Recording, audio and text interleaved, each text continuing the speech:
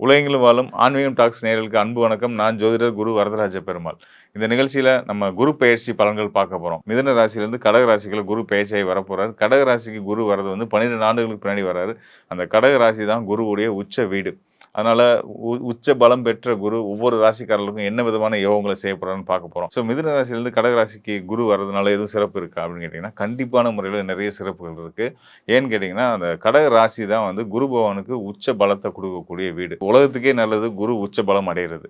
குருவுடைய உச்ச பலம் வந்து பார்த்தீங்கன்னா, அந்த ஸ்தானத்துக்கு மட்டும் இல்ல, அவர் இருக்கிற இடத்துக்கு மட்டும் இல்ல, அவர் பார்வைப்படக்கூடிய நிலைகள் எல்லாத்துக்குமே நல்ல யோக பலன்களை கொடுப்பாரு. நான் முன்னாடியே சொன்ன மாதிரி 12 ராசிக்காரர்களுக்கும் ஒவ்வொரு விதமான யோகங்களை கொடுக்க போறாரு. அது என்ன மாதிரியான யோகங்கள் ஒவ்வொரு ராசிக்காரர்களுக்கும் கிடைக்க போகுது. ஓராண்டு கடகராசியிலேருந்து அவர் கொடுக்கக்கூடிய யோகங்கள் ஆண்டாண்டுக்கும் உங்களுக்கு தொடர போகுது. உங்கள் வாழ்நாள் முழுவதுக்குமான ஒரு பலனாக இருக்க போகுது. அப்படின்றதுனால தொடர்ந்து நிகழ்ச்சியை பாருங்க. ஒவ்வொரு ராசிக்காரர்களுக்கும் என்ன விதமான யோக பலனை கொடுக்க போறாரு அப்படின்னு நம்ம பார்க்க போறோம். கடகராசிக்காரர்களுக்கு நில இருக்கக்கூடிய குரு பயிற்சி என்ன விதமான யோக பலன்களை கொடுக்க போகிறாங்க அப்படின்னு பார்த்தீங்க அப்படின்னா, ஜென்ம குரு வரப்போகிறார். பொதுவாகவே வந்து கடகராசி மட்டும் இல்லை, எந்த ராசியாக இருந்தாலும் ஜென்ம குருவுடைய காலம் வந்து பார்த்திங்கன்னா, வேலை இழப்பு, பதவி இழப்பு இதெல்லாம் நிகழும் அப்படின்றது வந்து ஜோதிடத்தில் பொது விதியாக சொல்லப்பட்டிருக்கு. நம்ம அந்த விதியை மட்டுமே எடுத்துக்கக்கூடாது, எப்போவுமே விதி விலக்குகளையும் பார்க்கணும். ஸோ அந்த வகையில் இங்கே வந்து கடகராசிக்கு வந்து பார்த்திங்கன்னா, குரு வந்து வர்றது, ஜென்ம குருவாக வர்றது, தன்னுடைய உச்ச வீட்டுக்கு குரு வர்றாரு.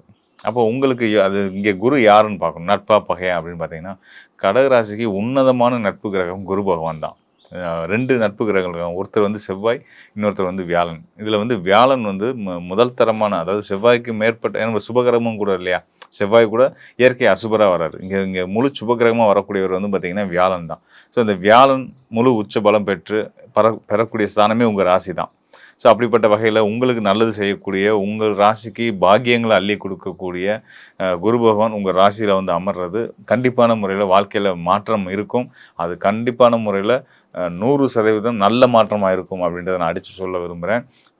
இந்த குருவுடைய காலத்தில் உங்களுக்கு வந்து வேலையில் இழப்பு ஏற்படுது அப்படின்னா, ஜென்ம குருவுடைய காலத்தில் வேலை இழப்பு ஏற்படுது, வேலையை விட்டு வெளியேற வேண்டிய கட்டாயம் வருது அப்படின்னா கவலையே படாதீங்க. உங்களுக்கு அதை விட சிறந்த ஒரு விஷயத்த இறைவன் கொடுக்க போகிறார், இயற்கை கொடுக்க போகுது அப்படின்றத நீங்கள் நான் புரிஞ்சுக்கணும்.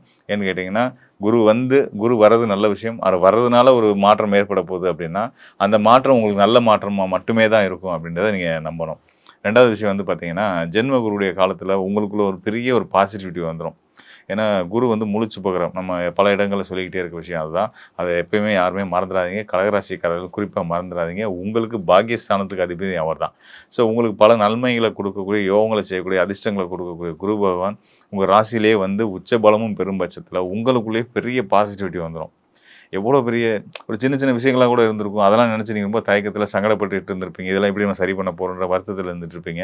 இப்போ உங்களுக்கு ஒரு யானை பலம் வந்த மாதிரி, எவ்வளோ பெரிய பிரச்சனையாக இருந்தாலும் பரவாயில்ல, இதெல்லாம் நம்ம எதுவாக இருந்தாலும் பார்த்துக்கலாம் அப்படின்ற ஒரு தைரியம் உங்களுக்குள்ள வந்துடும். மொதல் விஷயம் வந்துடும், ஒரு பாசிட்டிவிட்டி வந்துடும். அதாவது ஒரு எதிர்மறையான சங்கடங்கள், துன்பங்கள், இயற்கையாக வரக்கூடிய அந்த விஷயங்களெல்லாம் வந்து உங்கள்கிட்ட விலகிட்டு, எதுவாக இருந்தாலும் அதை பாசிட்டிவாக அணுகக்கூடிய ஒரு தன்மை உங்கள்கிட்ட வந்துடும். எதையுமே நம்ம வந்து ஒரு நல்ல ஒரு நேர்மறையான சிந்தனைகளோடு நம்ம செயலை பார்க்கும்போது அதில் நமக்கான ஒரு கிளாரிட்டி கிடைக்கும். இந்த விஷயத்தை இப்படி செய்யலாம், இப்படி செஞ்சால் அதுக்கான நமக்கான நல்ல பலன் கிடைக்கும், இந்த பிரச்சனையை இப்படி தீர்க்கலாம் அப்படின்ற ஒரு நல்ல விஷயங்கள்லாம் வந்து உங்களுக்கு புரிய ஆரம்பிக்கும். ஸோ அந்த வகையில் குரு உங்கள் ராசியில் வந்து அமர்ந்து உங்களுக்கு நல்ல பலன்களை தான் அடுத்து வரக்கூடிய ஓராண்டுக்கு கொடுக்க போகிறாரு. ஜூன் 2ஆம் தேதியிலேருந்து ஒரு வருஷம் அங்கே உங்கள் ராசியில் தான் இருக்க போகிறாரு. உங்கள் ராசியிலேருந்து உங்களுக்கு பல நல்ல யோகங்களை கொடுக்க போகிறாரு அப்படின்னு தெரிஞ்சுக்கலாம். அது மட்டும் இல்லாமல் தனகாரகன் சொல்லக்கூடியது குரு பகவான் தான். தனகாரகன்னா பொருளாதாரத்தை குறிக்கக்கூடியவர். உங்களுடைய பொருளாதார நிலை உச்ச பலத்தை அடைய போகுது அப்படின்னு தான் சொல்லலாம். பல வகையில் நீங்கள் எதிர்பாராத வகையில் உங்கள் வாழ்க்கையில் பலவிதமான பொருளாதார முன்னேற்றங்கள் ஏற்பட போகுது அப்படின்னு சொல்லலாம். அது மட்டும் இல்லாமல் உங்கள் ராசிக்கு 7க்கும் 8ஆம் இடத்துக்கு அதிபதியான சனி பகவான் ராசிக்கு 9ஆம் இடமான மீன ராசியில் இருக்கார் இல்லையா, அந்த ராசிக்கு 9ஆம் இடம் அப்படின்றது வந்து பார்த்தீங்கன்னா பாக்கியஸ்தானம். அது மீன ராசி. அந்த மீன ராசிக்கு அதிபதியான குரு தான் இப்போ உங்கள் ராசியில் உச்ச பலம் பெறுறாரு. அப்போ உங்கள் ராசியில் இருந்து அவருடைய பார்வை வந்து 9ஆம், குருவுடைய பார்வை 5ஆம் இடம், 7ஆம் இடம், 9ஆம் இடங்களுக்கு கிடைக்கும். ஸோ அந்த வகையில் கடகராசியிலேருந்து உங்கள் ராசிக்கு 5ஆம் இடமான யோகஸ்தானத்துக்கும் குரு பார்வை கொடுக்க போகிறார். அது மட்டும் இல்லாமல் 7ஆம் இடமான மகர ராசிக்கும் கொடுக்க போகிறார். 7ஆம் இடம்ன்றது திருமண ஸ்தானம், வாழ்க்கை துணையை குறிக்கக்கூடிய ஸ்தானம், தொழில் பங்குதாரர்களை குறிக்கக்கூடிய ஸ்தானம். ஸோ இப்படிப்பட்ட முக்கியமான ஸ்தானமான இந்த 2 ஸ்தானங்களுக்கும் பார்வை கொடுக்குறார். அதையும் கடந்து உங்கள் ராசிக்கு 9ஆம் இடமான பாகியஸ்தானத்துக்கும் குரு தன்னுடைய பார்வை கொடுக்குறார். அந்த பாகியஸ்தானம் வரக்கூடியதே குருவுடைய மீன வீடு தான், மீன ராசி தான். தன்னுடைய வீட்டுக்கே குருவுடைய பார்வை கிடைக்கும் போது உங்களுடைய பாக்கியங்களும் அதிர்ஷ்டங்களும் நல்ல விதமாக உங்களுக்கு வந்து கிடைக்க போகுது அப்படின்னு நம்ம தெரிஞ்சுக்கலாம். அது மட்டும் இல்லாமல் அந்த பாக்கியஸ்தானத்தில் இருக்கக்கூடிய சனி பகவான் உங்கள் ராசிக்கு 9ஆம் இடம்னு சொல்லக்கூடிய அந்த பாக்கியஸ்தானத்தில் இருக்கக்கூடிய சனி பகவானுக்கும் குருவுடைய பார்வை கிடைக்கும். இந்த குரு சனி இணைவு, அதாவது குரு வந்து சனி இருக்கிறதுலேருந்து 5ஆம் இடத்துலையும் குரு இருக்கிறதுலேருந்து சனி 9ஆம் இடத்துலையும் இருக்கிறது வந்து ஒரு திரிகோணத்தோட திரிகோணம் ஒரு முக்கோணத்தோட 2 புள்ளியில் இவங்க 2 பேரும் இணைஞ்சிருக்கிறது அர்த்தம். அப்போ இயற்கை அசுபரான சனி பகவானும் இயற்கை சுபரான குரு பகவானும் இணைஞ்சே உங்களுக்கு சிறந்த ராஜயோகங்களை கொடுக்க போகிறாங்க அப்படின்றத தெரிஞ்சுக்குங்க. கண்டிப்பான முறையில் தொழில் சார்ந்த வழியில் பல நல்ல முன்னேற்றங்கள் நிச்சயமான முறையில் இருக்குது. வெளிநாட்டு யோகங்கள் இருக்குது. வெளிநாட்டு தொடர்புகள் மூலிமா பெரிய பொருளாதார முன்னேற்றத்தை நீங்கள் அடைய போகிறீங்க. இந்த சனி குரு தொடர்பு அப்படின்றது வந்து பார்த்திங்கன்னா ஒரு இண்டஸ்ட்ரியலிஸ்ட்டாக வர்றதுக்கான வாய்ப்புகளை கொடுக்கும். அந்த அமைப்பு வந்து பார்த்திங்கன்னா உங்கள் கையால் 100 பேர் 1000 பேர் சம்பளம் வாங்குற அளவுக்கு நீங்கள் ஒரு பெரிய தொழிலதிபர் வர அளவுக்கு கடகராசிக்காரர்களுக்கு பல நல்ல விஷயங்களை வந்து குரு செய்ய போகிறாரு. ஸோ ஆக இந்த ஜூன் 2ஆம் தேதிக்கு மேலே வந்து உங்கள் வாழ்க்கையில் நல்ல மாற்றங்கள் ஏற்பட போகுது அப்படின்ற மகிழ்ச்சியோட வாழ்க்கையை அணுகுங்க. சிறப்பாகவே இருக்கும். எப்படி பார்த்தாலும் குருவுடைய நிலை ரொம்ப சிறப்பாக இருக்கிறது அப்படின்னால, அதாவது குரு முழு சுபகிரகம், அவர் உச்சம் பெறதுனால எல்லோருக்கும் உலகளாவிய அளவில் மக்கள் அனைவருக்குமே வந்து சிறந்த யோக பலன்கள் கிடைக்க போகுது அப்படின்றதுல எந்த விதமான சந்தேகமும் வேண்டாம். அற்புதமான மாற்றங்களை உலகம் பார்க்க போகுது. நல்ல மாற்றங்கள் மக்கள் வந்து சந்திக்க போகிறீங்க. ஏற்கனவே பல சிக்கல்களில் உலகம் இருந்துகிட்டு இருக்குது. போர் பதட்டம், போர் சூழல், அதனால் விலைவாசி உயர்வு, அத்தியாவசிய பொருள் தட்டுப்பாடு, இப்படி பல பிரச்சனைகள் இருக்குது.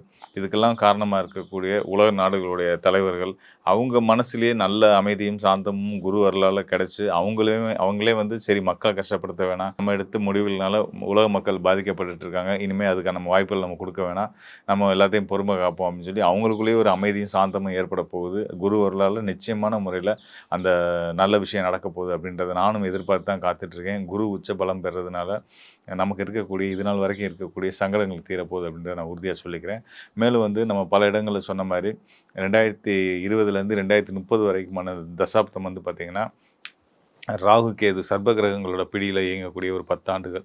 ஸோ இந்த 10 ஆண்டுகளுக்குள்ளே இந்த 10 ஆண்டுகள் அப்படின்றது ஒரு போராட்டமான காலம் தான். இந்த 2030க்கு அப்புறம் தான் நமக்கெல்லாம் ஒரு மிகப்பெரிய விடிவு கிடைக்கும் அப்படின்னு சொல்லலாம். அதுக்கு இடைப்பட்ட நேரத்தில் இந்த மாதிரியான இந்த 2026ஆம் ஆண்டு குரு உச்சம் அடையக்கூடிய இந்த காலம் 2025மே ஓரளவுக்கு நல்ல ஒரு பலன்களை மக்களுக்கு கொடுத்த ஒரு காலம் தான். அதில் எந்த மாற்ற கருத்தும் இல்லை.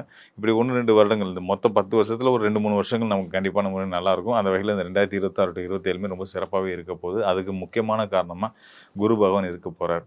இனி மெல்ல அடுத்தடுத்து வரக்கூடிய காலங்களும் நமக்கு நல்ல பலன்களை மட்டுமே கொடுக்கும் அப்படின்றத நம்பிக்கையோடு நம்ம இருப்போம்.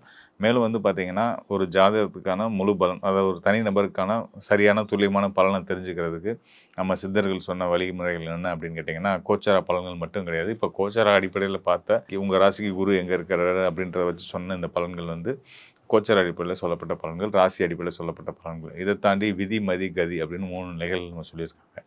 விதி அப்படின்றது வந்து நம்மளுடைய ஜாதகத்தில் நம்மளோட பிறப்பு லக்னம், நம்ம பிறந்த லக்னத்தின் அடிப்படையில் இப்போ நடப்பு நேரம் என்ன, லக்னாதிபதி நிலை என்ன, தசாபுத்தி என்ன, அதை வச்சு சொல்லக்கூடிய பலன்கள். அதுக்கு அடுத்ததாக சந்திரன் அடிப்படையில் சொல்லக்கூடிய மதி அப்படின்னு சொல்லக்கூடிய சந்திரன் அடிப்படையில் சொல்லக்கூடிய கோச்சார பலன்கள், மற்றும் சந்திரன் இருக்கிற நிலையிலிருந்து மற்ற கிரகங்கள் ஏனைய கிரகங்கள் என்ன நிலையில் இருக்காங்க அப்படின்னு பார்த்து சொல்லக்கூடிய பலன்கள். அதுக்கு அடுத்ததாக வந்து கதின்னு சொல்லக்கூடிய சூரியனை சுற்றி கிரகநிலைகள் எப்படி இருக்குது, தற்காலத்துலேயும் சரி உங்களோட ஜான காலத்துலையும் சரி கிரகநிலைகள் எப்படி இருக்காங்கன்றத வச்சு சொல்லக்கூடிய பலன்கள். இந்த விதமான எல்லா விதமான ஆய்வுகளையும் ஏற்படுத்தி நம்ம பார்க்கும்போது தான் ஒரு ஜாதகருக்கான முழுமையான துல்லியமான சரியான பலன்களை சொல்ல முடியும். எதிர்வரும் காலம் எப்படி இருக்குன்றதை சொல்ல முடியும். மேலும் வந்து உங்களுடைய தனிப்பட்ட ஜாதகத்துக்கான துல்லியமான பலன்கள் தேவைப்படும் பட்சத்தில் இந்த டிஸ்பிளேல இருக்கக்கூடிய எண்ணுக்கு தொடர்பு கொள்ளுங்க. கண்டிப்பான முறையில் உங்களுக்கு ஒரு நல்ல ஒரு தெளிவையும் வழிகாட்டுதலையும் கொடுக்க நான் தயாராக இருக்கிறேன். உறுதியாக மீண்டும் ஒரு முறை சொல்கிறேன், இந்த குருவுடைய பயிற்சி காலம் இனி வரக்கூடிய ஒவ்வொரு நாளும் நம்ம வாழ்க்கையில் நிம்மதியும் சந்தோஷமும் கொடுத்து நம்மளுடைய பொருளாதார ரீதியான வளர்ச்சியும் கொடுத்து பொருளாதாரம் பண விஷயத்தில் நமக்கு வந்து ஒரு தன்னிறைவு, ஒரு நல்ல முன்னேற்றம் வந்துருச்சு, ஒரு சேஃப் ஜோனில் நம்ம வந்துட்டோம், அதாவது ஃபினான்ஷியலாக நம்ம ஒரு சேஃபாக இருக்கோம் அப்படின்ற ஒரு மனநிலை வந்துட்டாலே வாழ்க்கையில் எல்லாமே நல்லபடியாக மாறிடுங்க. ஸோ அதுக்கான காலம் இது நாள் வரையும் வராமல் இருந்துச்சு, இப்போ வந்திருக்கு. சந்தோஷமாக நம்ம அதை அனுபவிப்போம். நிச்சயமாக எல்லாருக்கும் நிம்மதியும் சந்தோஷமும் மகிழ்ச்சியும் கண்டிப்பான முறையில் நிரம்ப இருக்க போகுது. அதுக்கு குரு முழுமுதற் காரணமாக இருக்க போகிறார் அப்படின்றத தெரிஞ்சுக்குங்க. குரு வரலால் இனி வர காலங்களில் நம்ம மகிழ்ச்சியாக இருப்போம். நன்றி, வணக்கம். மீண்டும் ஒரு நல்ல நிகழ்ச்சியை சந்திப்போம்.